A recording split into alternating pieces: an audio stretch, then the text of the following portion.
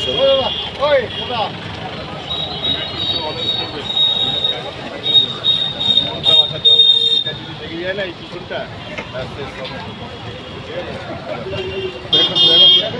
Helmet খোলো।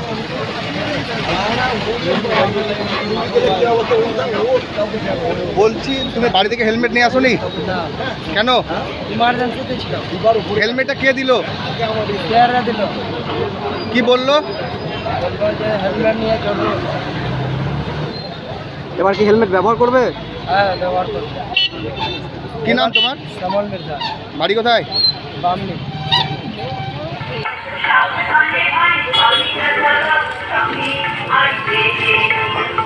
ঘটনা যে ঘটে সে কথা কেউ কি জানে।